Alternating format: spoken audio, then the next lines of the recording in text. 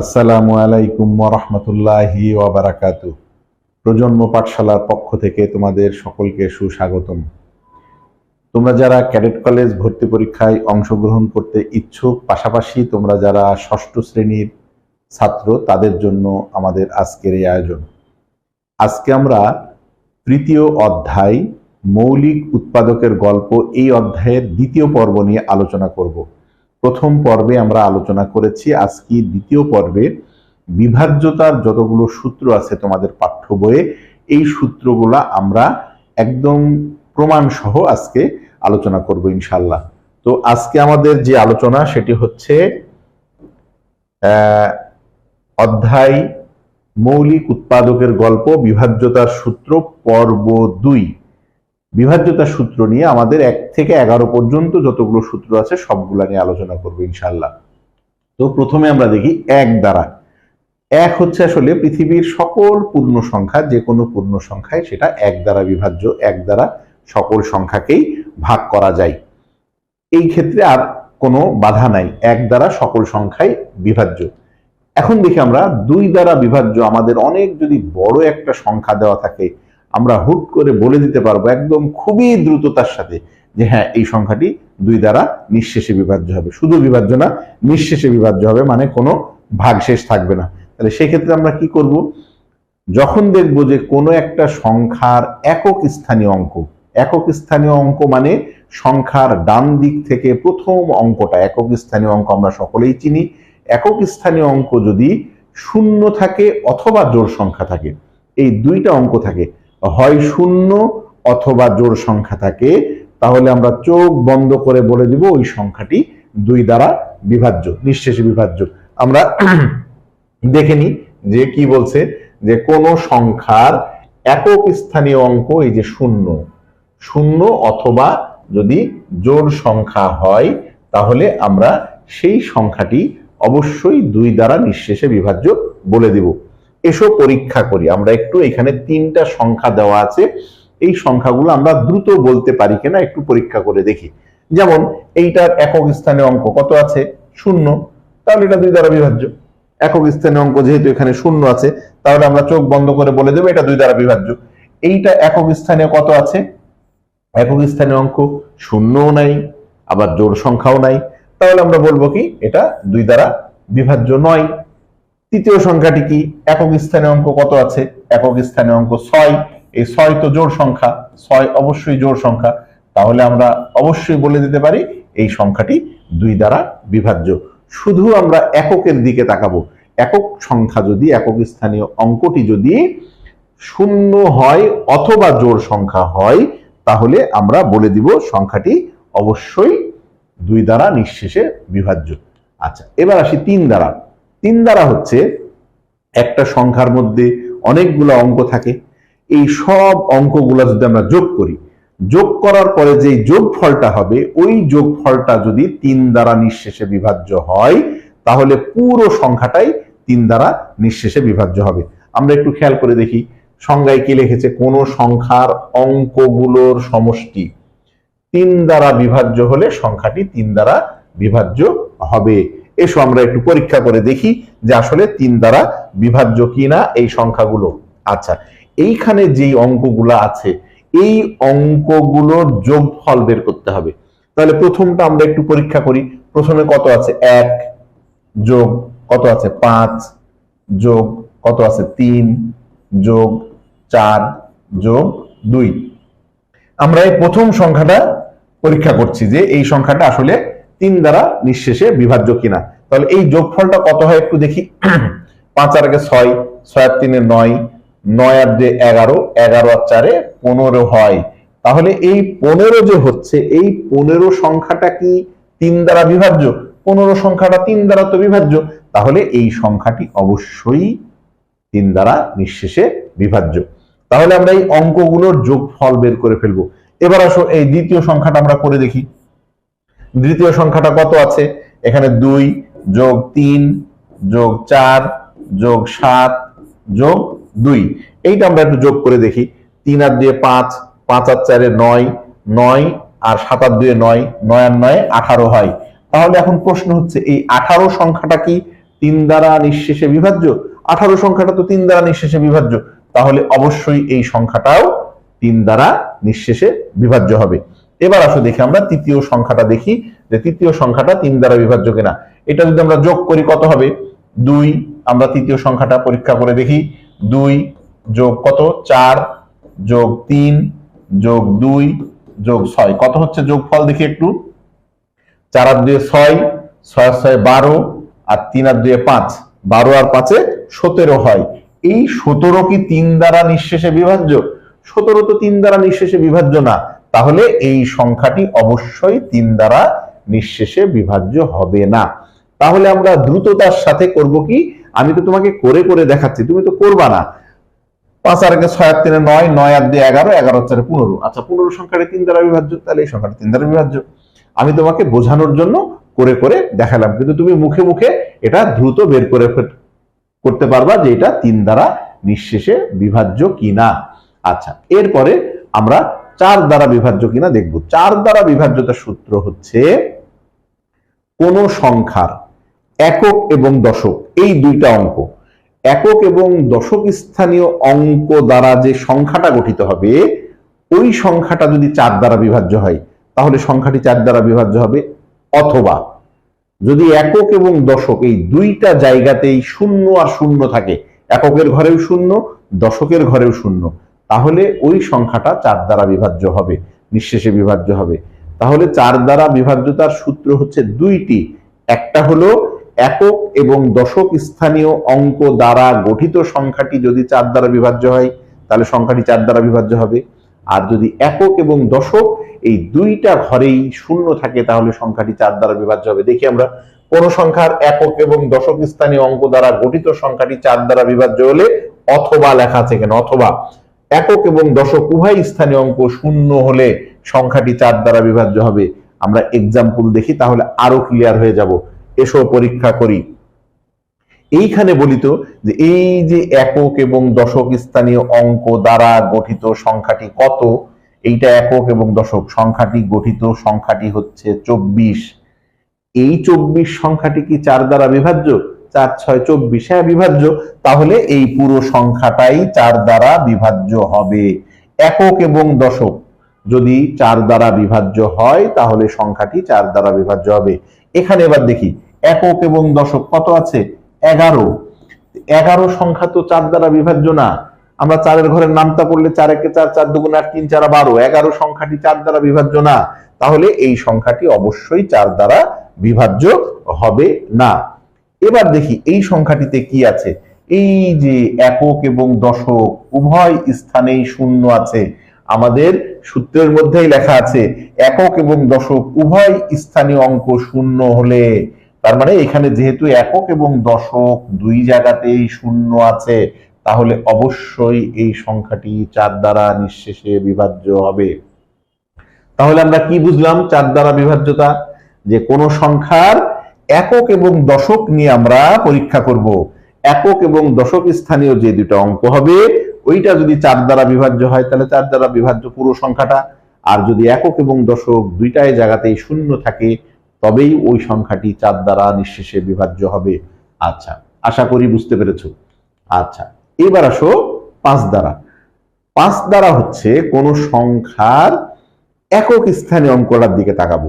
যদি কোনো সংখ্যার একক স্থানীয় অঙ্ক শূন্য থাকে অথবা 5 থাকে, এই দুইটা অঙ্কের যে কোনো একটা থাকে, কোন সংখ্যার একক স্থানীয় অঙ্ক যদি শূন্য থাকে অথবা 5 থাকে, আমরা দেখি কোন সংখ্যার একক স্থানীয় অঙ্ক এই যে শূন্য থাকে অথবা 5 থাকে, তাহলে সেই সংখ্যাটি অবশ্যই 5 দ্বারা নিঃশেষে বিভাজ্য হবে। আমরা একটু দেখে আসি, এবার পরীক্ষা করে দেখি। এই একটা সংখ্যা 25,324, তাহলে একক স্থানীয় অঙ্ক কি শূন্য অথবা 5 দুইটার যে কোনো একটা আছে? নাই তো, তাহলে এই সংখ্যাটি অবশ্যই 5 দ্বারা নিঃশেষে বিভাজ্য হবে না। আচ্ছা এবার দেখি এইখানে কি একক স্থানীয় অঙ্ক 5 আছে? ডান দিক থেকে প্রথম একক স্থানীয় অঙ্ক 5 আছে, তাহলে এই সংখ্যাটি 5 দ্বারা নিঃশেষে বিভাজ্য হবে। এই সংখ্যাটার একক স্থানীয় অঙ্ক কি শূন্য অথবা 5 আছে? হ্যাঁ শূন্য আছে, তাহলে এই সংখ্যাটিও 5 দ্বারা নিঃশেষে বিভাজ্য হবে। আমরা শুধু একক দেখব, একক স্থানীয় অঙ্কতে এই যে বলে দিয়েছি 0 অথবা 5, এই দুইটা অঙ্কের যে কোনো একটা থাকে তাহলে সেটা 5 দ্বারা অবশ্যই নিঃশেষে বিভাজ্য হবে। এরপরে দেখি 6 দ্বারা বিভাজ্যতার সূত্রটি। 6 দ্বারা হচ্ছে কোন সংখ্যা যদি 2 এবং 3 দ্বারা পৃথক পৃথক ভাবে নিঃশেষে বিভাজ্য হয়, তার মানে 2 দ্বারা ওই সংখ্যাটি বিভাজ্য হতে হবে, আবার 3 দ্বারাও বিভাজ্য হতে হবে। যদি 2 দ্বারা বিভাজ্য হয় কিন্তু 3 দ্বারা বিভাজ্য নয় তাহলে আর হবে না, মানে 2 দ্বারাও হতে হবে 3 দ্বারাও হতে হবে। 6 দ্বারা বিভাজ্যতার ক্ষেত্রে আমাকে দুটো পরীক্ষা এট এ টাইম করতে হবে। যদি দুইটাতেই সফল হই তাহলে আমি চোখ বন্ধ করে বলে দিতে পারবো এটা 6 দ্বারা নিঃশেষে বিভাজ্য। আমরা এসো একটু পরীক্ষা করে দেখি। এটা প্রথম সংখ্যাটি, এটা কি 2 দ্বারা বিভাজ্য? আমরা 2 দ্বারা বিভাজ্য কি শিখছিলাম, যে প্রথম সংখ্যা যদি জোড় বা শূন্য থাকে তাহলে 2 দ্বারা, তার মানে এটা 2 দ্বারা বিভাজ্য, এটা 2 দ্বারা বিভাজ্য। এখন আমি একটু খেয়াল করে দেখবো যে এইটা কি 3 দ্বারা বিভাজ্য কিনা। তো 3 দ্বারা বিভাজ্য আমরা কি বলছিলাম, যে এই অঙ্কগুলোর যোগফল যদি 3 দ্বারা নিঃশেষে বিভাজ্য হয়, আমরা অঙ্কগুলো যোগ করি তো কত হয়, 5 আর 1 6, আমরা 1 যোগ 5 যোগ 3 যোগ 2 যোগ 4 সমান কত হয় একটু দেখে নিন। 5 আর 1 6 আর 3 9, 9 আর 2 11 আর 4 15, তাহলে 15 তো 3 দ্বারা নিঃশেষে বিভাজ্য। তার মানে এই সংখ্যাটা 2 দ্বারাও বিভাজ্য হলো, 3 দ্বারাও বিভাজ্য হলো, তাহলে এই সংখ্যাটি অবশ্যই 6 দ্বারা নিঃশেষে বিভাজ্য। তাহলে এই পুরো সংখ্যাটা অবশ্যই 6 দ্বারা নিঃশেষে বিভাজ্য। তার মানে আমাকে প্রথমে 2 দ্বারা টেস্ট করতে হবে, তারপরে 3 দ্বারা টেস্ট করতে হবে, করার পরে যদি 2টা দ্বারাই নিঃশেষে বিভাজ্য হয় তাহলে আমরা চোখ বন্ধ করে বলে দিতে পারবো এটা 6 দ্বারা নিঃশেষে বিভাজ্য।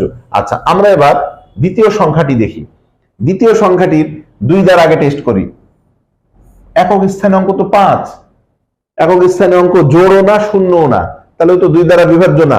2 দ্বারা বিভাজ্য না হলে তো আর হবে না, কারণ 2 দ্বারাও হইতে হবে 3 দ্বারাও হইতে হবে, তবে 6 দ্বারা হবে। পরেরটা দেখে আসি।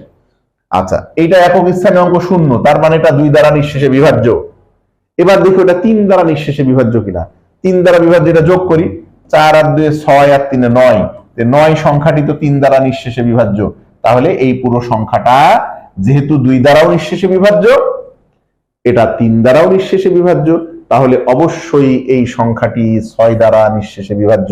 তার মানে আমাকে 2 এবং 3 দ্বারা পৃথক পৃথক ভাবে পরীক্ষা করে দেখতে হবে বিভাজ্য কিনা। যদি এমন হয় 2 দ্বারা বিভাজ্য 3 দ্বারা নয়, তাহলেও 6 দ্বারা হবে না। আবার যদি এমন হয় 2 দ্বারা বিভাজ্য নয় কিন্তু 3 দ্বারা বিভাজ্য, তাও 6 দ্বারা বিভাজ্য হবে না, 2টা দ্বারাই বিভাজ্য হতে হবে। আমি যদি একদম সহজ ভাবে বলি, যেমন খেয়াল করো 18 একটা সংখ্যা, 18 সংখ্যাটাকে তো 2 দিয়ে ভাগ করা যায়, 9 2 18। 18 সংখ্যাটাকে 3 দিয়েও ভাগ করা যায়, 3 6 18। যেহেতু 18 সংখ্যাটি 2 দিয়েও ভাগ করা যায় 3 দিয়েও ভাগ করা যায়, তাহলে একে 6 দিয়েও ভাগ করা যাবে, কারণ 6 দিয়ে ভাগ করলে 3 6 18 হয়। আর একটা সংখ্যা দেখি, যেমন 12। 12 সংখ্যাটা 2 দ্বারাও নিঃশেষে বিভাজ্য, 6 2 12। 12 সংখ্যাটা 3 দ্বারাও নিঃশেষে বিভাজ্য, 3 4 12। তাহলে 2 এবং 3 দ্বারা যেহেতু বিভাজ্য, ও 6 দ্বারাও তখন বিভাজ্য, কারণ 6 2 12। এইবার আসো, যেমন 9। 9 সংখ্যাটা কিন্তু 2 দ্বারা বিভাজ্য না, কিন্তু ও কিন্তু 3 দ্বারা বিভাজ্য, তাহলে এই সংখ্যাটা 6 দ্বারা বিভাজ্য হবে না, কখনোই হবে না। যেমন 15। 15 সংখ্যাটা কিন্তু 2 দ্বারা বিভাজ্য না, কিন্তু 3 দ্বারা বিভাজ্য, কিন্তু 2 এবং 3 2টা দ্বারা হইতে হবে। তো যেহেতু এই সংখ্যাটা 2 দ্বারা বিভাজ্য নয়, এই কারণে এই সংখ্যাটাকে 6 দ্বারা ভাগ করা যায় না, কারণ 6 দিয়ে ভাগ করলে এটা ভাগশেষ থেকে যাবে। আশা করি তোমরা এইটা বুঝতে পেরেছো। তার মানে 6 দ্বারা বিভাজ্যতার ক্ষেত্রে আমরা 2 দ্বারা এবং 3 দ্বারা দুটো দিয়ে পরীক্ষা করে দেখব। আচ্ছা, এরপরে 7 দ্বারা বিভাজ্যতার সূত্র। এইটা একটু জটিল মনে হয় অনেকের কাছে, কিন্তু একটু বুঝে গেলে সমস্যা নাই। 7 দ্বারা বিভাজ্যতা হচ্ছে কোন সংখ্যার একক স্থানীয় অঙ্ক, প্রথম অঙ্ক যেটা থাকবে ওই সংখ্যাটাকে 2 দ্বারা গুণ করব। আগে গুণ করার পরে একক স্থানীয় অঙ্কটা বাদ দিয়ে তার পাশে দশক শতক যতগুলা অঙ্ক দ্বারা সংখ্যা থাকবে ওই সংখ্যা থেকে ওই সংখ্যাটা বিয়োগ করে দিব। বিয়োগ ফলটা যদি তোমার বিভাজ্য হয় কত দ্বারা? 7 দ্বারা, তাহলে প্রদত্ত সংখ্যাটি 7 দ্বারা বিভাজ্য হবে। আমরা একটু দেখে আসি, কোন সংখ্যার একক স্থানীয় অঙ্ককে 2 দ্বারা গুণ করে প্রাপ্ত গুণফলকে বাকি সংখ্যা থেকে বিয়োগ করলে যে বিয়োগফল পাওয়া যাবে তা যদি 7 দ্বারা বিভাজ্য হলে সংখ্যাটি 7 দ্বারা নিঃশেষে বিভাজ্য হবে। আমি মনে হয় বুঝতে পারি নাই, আমি এবার এক্সাম্পল দিলে তারপরে তুমি বুঝতে পারবা। বলতেছি কি একক স্থানীয় অঙ্ককে 2 দ্বারা গুণ, এই যে একক স্থানীয় অঙ্ক হলো 5, স্যার এইটাকে যদি আমরা 2 দিয়ে গুণ করি, এটাকে যদি 2 দিয়ে গুণ করি তাহলে 2 × 5 সমান কত হবে? 10। এই 10 হবে, এই যে বাকি যে সংখ্যাটা আছে কত পাশে? 87। এই 87 থেকে আমরা 10 বাদ দিব। 87 থেকে 10 বাদ দিলে এখানে 7 থাকে, 8 থেকে 1 বাদ দিলে 7 থাকে। এই যে 77 যে পেলাম, এই 77 কি স্যার 7 দ্বারা নিঃশেষে বিভাজ্য?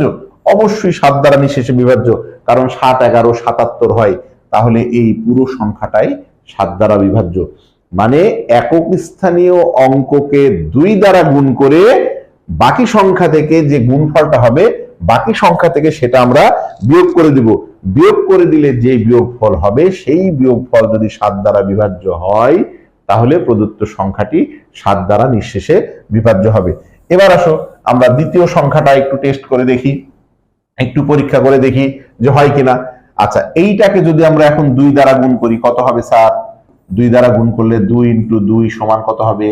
4 হবে। তাহলে এই 243 থেকে আমরা 4 বাদ দিব। 243 থেকে যদি আমরা 4 বাদ দিই তাহলে 239 হয়। এই 239 কি 7 দ্বারা বিভাজ্য? 239 কি 7 দ্বারা বিভাজ্য? আমরা একটু দেখি। 239 7 দ্বারা বিভাজ্য কিনা। 3 × 7 =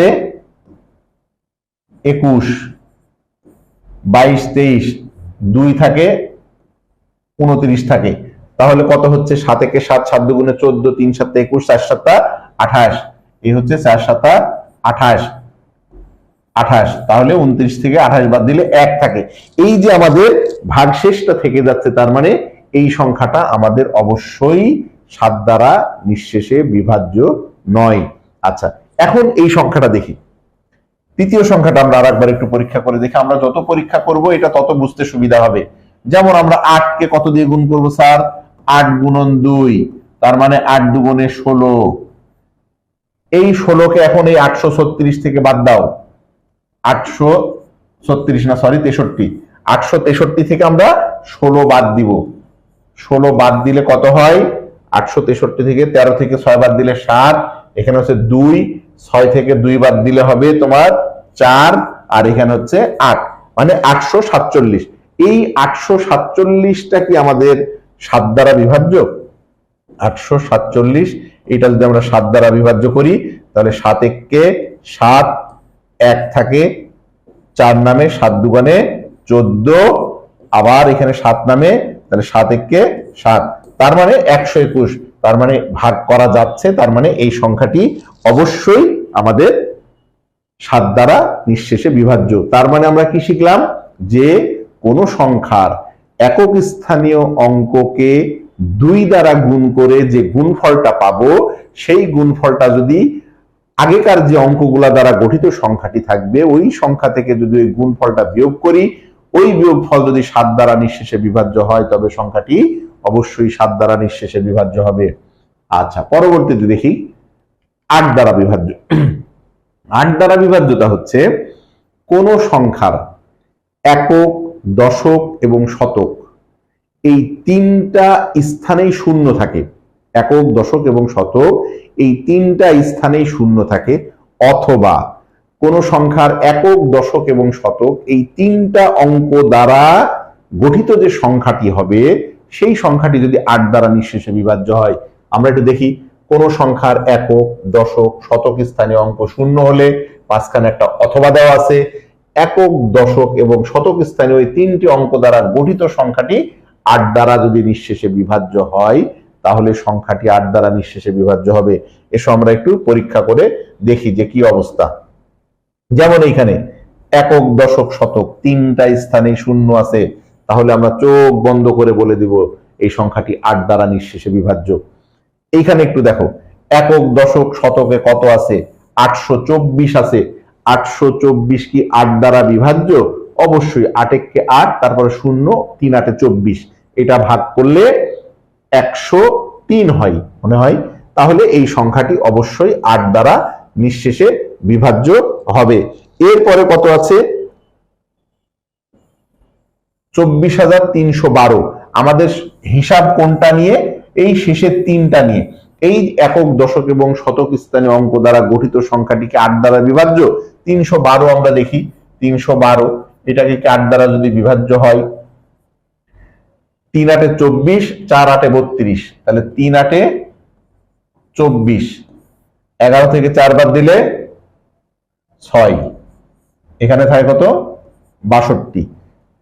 তাহলে কি 5 8 40, 6 8 48, কত হচ্ছে?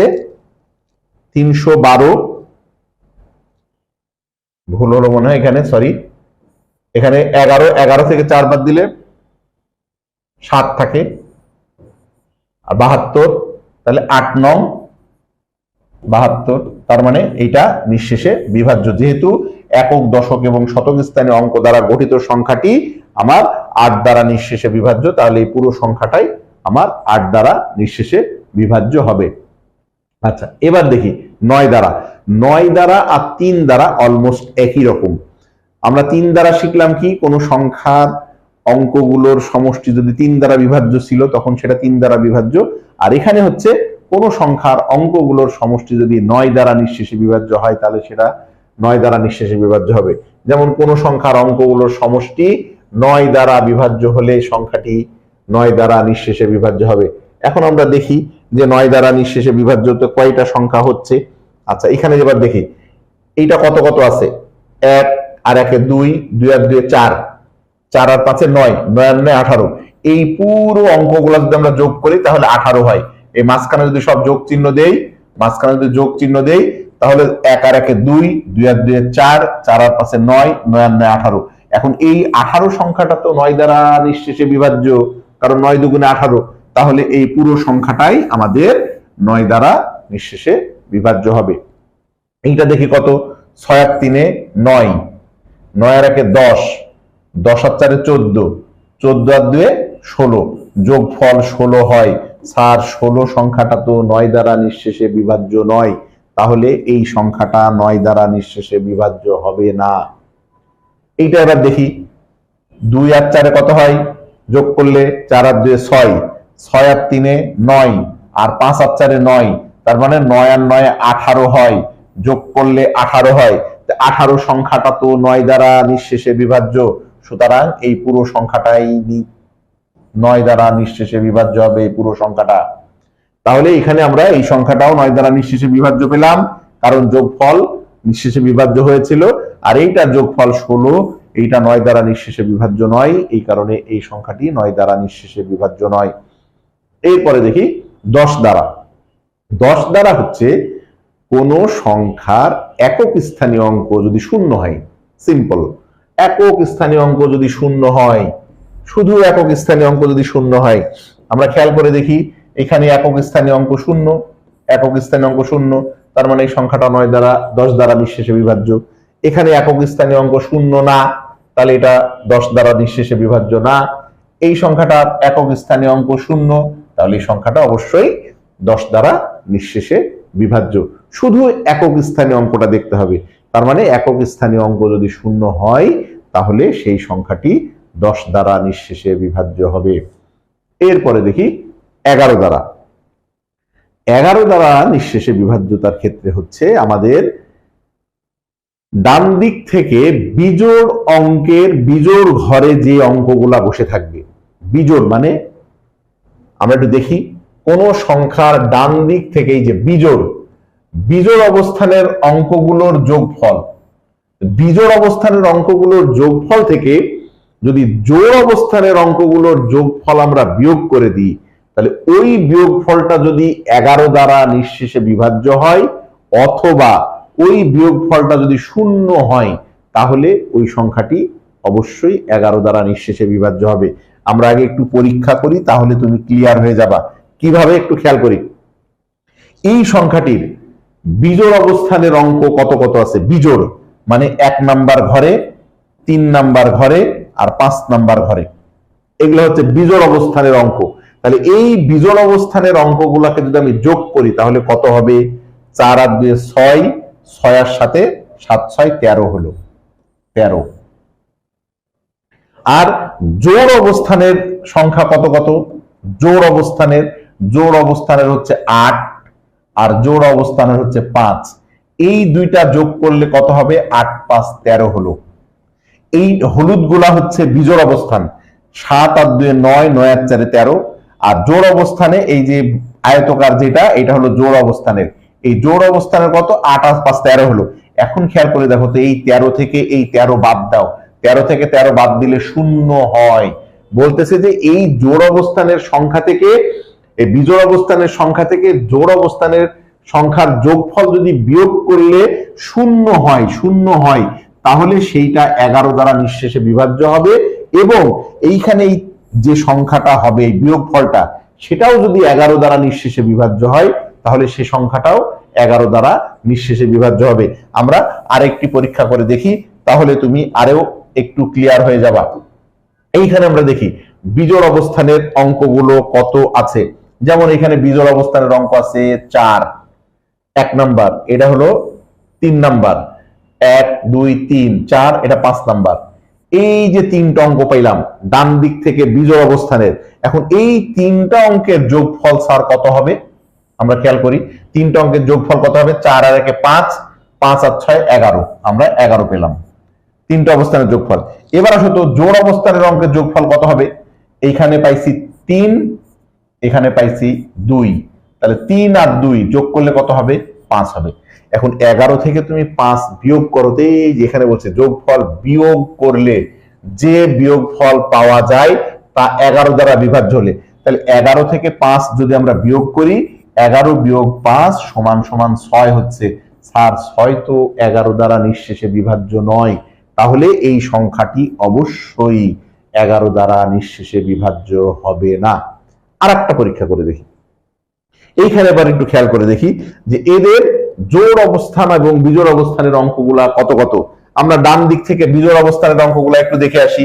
বিজোড় অবস্থানের আগে আমরা গোল করে দিই 3, এটাও 3, এটা 4, এটা 5, এটা প্রথম অবস্থানে, এটা তৃতীয়, এটা পঞ্চম, এটা সপ্তম। এই 4টা অঙ্ক আমরা যোগ করে দিই, তাহলে যোগ করলে কত হবে? 5 4 9 আর 9 আর 6, এই 4টা যোগ করি, 3 আর 3 6, 6 আর 4 10, 10 আর 5 15, আমরা 15 পেলাম। আমরা এই 3 3 6 আর 4 10 আর 5 15 পেলাম। কোনটা? ডান দিক থেকে বিজোড় অবস্থানের অঙ্কগুলোর যোগফল 15 পেয়েছি। আচ্ছা, এইবার আমরা জোড় অবস্থানের অঙ্কগুলোর যোগফল দেখি তো। জোড় অবস্থানে কত? এখানে আছে 4, এখানে আছে 0, এখানে আছে 0, তাহলে 4 0 আর 0, এটার যোগফল কত হবে? অবশ্যই 4 হবে। তাহলে আমরা জোড় অবস্থানের অঙ্কের যোগফল পাইলাম 4। এখন এই 2 যোগফল আমরা বিয়োগ করব। এখানে হচ্ছে 15, 15 থেকে আমরা 4 বাদ দিব, 15 থেকে 4 বাদ দিলে হলো 11। এই যে 11 পেলাম, এই 11 কি 11 দ্বারা নিঃশেষে বিভাজ্য না? অবশ্যই 11 দ্বারা নিঃশেষে বিভাজ্য। তাহলে এই পুরো সংখ্যাটাই 11 দ্বারা নিঃশেষে বিভাজ্য হবে। তার মানে আমি আবারও বলে দিই যে কোন সংখ্যার ডান দিক থেকে বিজোড় অবস্থানের অঙ্কগুলোর সমষ্টি বের করব, তারপরে জোড় অবস্থানের অঙ্কগুলোর সমষ্টি বের করব। 2 সমষ্টির যদি বিয়োগফল 0 হয় অথবা 2 সমষ্টির বিয়োগফল যদি 11 দ্বারা নিঃশেষে বিভাজ্য হয় তাহলে প্রদত্ত সংখ্যাটি 11 দ্বারা নিঃশেষে বিভাজ্য হবে। আমরা কয়েকটা সংখ্যা পরীক্ষা করে আশা করি তোমাদের বোঝাতে সক্ষম হয়েছি। তো তোমাদের পাঠ্য বইয়ে মূলত 1 থেকে 11 পর্যন্ত সংখ্যাগুলো নিঃশেষে বিভাজ্যতার সূত্রগুলো আছে। আমরা এইগুলো ধারাবাহিকভাবে তোমাকে সবগুলো দেখিয়ে দিলাম। আশা করি এইটা নিয়ে তোমরা কয়েকবার ভিডিওটি দেখলে ভালো মতো এটা বুঝতে পারবে আশা করি। তো আজকে এ পর্যন্তই। সবাই ভালো থাকবে, সুস্থ থাকবে এই প্রত্যাশায়। আল্লাহ হাফেজ।